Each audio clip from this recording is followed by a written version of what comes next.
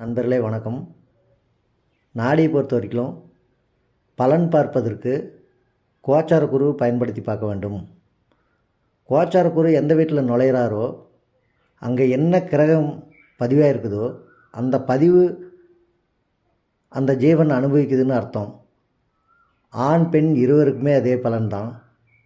இப்போ கோச்சார குரு பொறுத்த வரைக்கும் கடகங்கிற வடக்கு ராசி வீட்டில் நுழைஞ்சிருக்கிறாரு.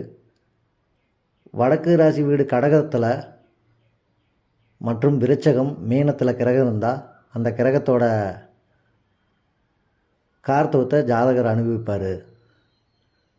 அப்போ இது ஒரு ஆணா பெண்ணா, ஒரு ஜாதகத்தை பார்த்தோன்னா ஆணா பெண்ணா, அவருடைய வயது என்ன, இள வயதா, நடுத்தர வயதா, இல்லை முதிய வயதா அப்படின்னு வயதுக்கு தகுந்த மாதிரி அந்த கிரகத்தை பார்த்து பலன் சொல்லணும். இப்போ இது ஒரு ஆண் ஜாதகம். இவருக்கு வயசு 21.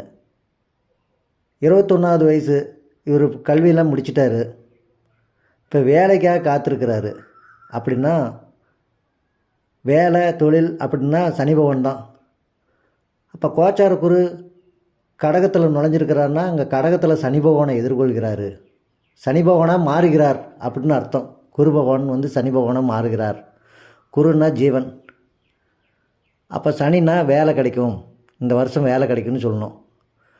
இப்போ 5வது வீடு 9வது வீட்டில் கிரகம் இல்லைன்னா, இருந்தாலும் சரி இல்லைனாலும் இருந்தால் அந்த கிரகத்தை இணைச்சி பார்க்கணும். இல்லைன்னா நேர் 7வது வீட்டில் இருக்கிற கிரகமும் எதிர்ச்சேர்க்கையால் தொடர்பு கொள்கிறது அப்படின்னு அர்த்தம். அப்போ எதிர்ச்சேர்க்கைன்னா மகரங்கிறது நேர் 7வது வீடு, மகரத்தில் சுக்கரங்குது. அப்போ சுக்கரன்னா பொருளாதார முன்னேற்றம், செல்வாக்கு, காசு, பணம், பொருளாதாரம் இதெல்லாம் அந்த சுக்கரம் தான் குறிக்கும். அப்போ இந்த ஜாதகருக்கு வேலை கிடைக்கும்,